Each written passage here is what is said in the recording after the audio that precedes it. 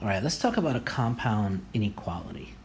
And a compound inequality has more than one rule being applied to it. So you see here, x is less than 4 and x is greater than negative 4. And can you think of any numbers that are less than 4 and at the same time greater than negative 4?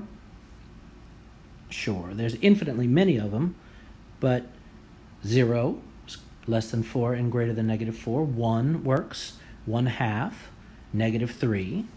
Okay, so there's a lot of answers. And then there's numbers that don't fit, like negative 10. Does negative 10 fit this?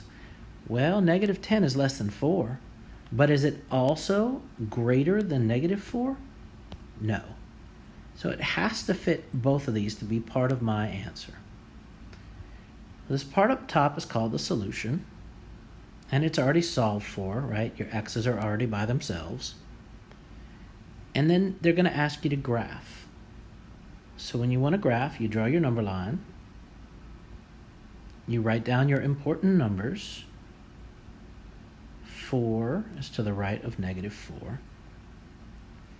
And if I started shading, let me shade x less than 4 in orange, and I'll shade x greater than negative 4 in green.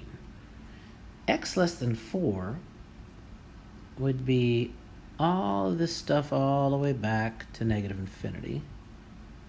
And then x greater than negative 4 would be all of this in the green all the way to positive infinity. But this is an and, so it has to be the parts that have the green and the orange shaded. And that is this in the middle.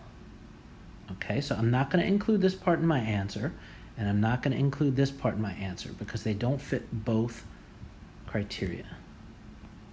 So everything less than 4 and greater than negative 4 is everything in between these two numbers. Okay, now, what do I put here at the 4 and what do I put at the negative 4? A parenthesis or a bracket? And you come back, you look at the symbol. Less than gets a parenthesis because it doesn't have a little line, so it gets the parenthesis. Greater than also gets a parenthesis.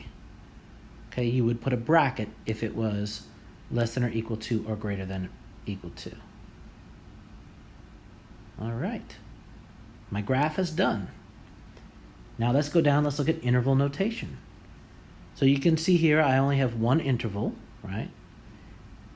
And in interval notation, I'm going to put where the interval starts, the first part, comma, where the interval ends. So this interval starts at negative 4 and it ends at positive 4.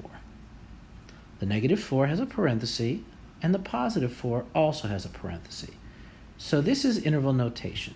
And if you do your graph correctly, you can really just drop down this number, this parenthesis, and this parenthesis. And that's it. That's a compound inequality.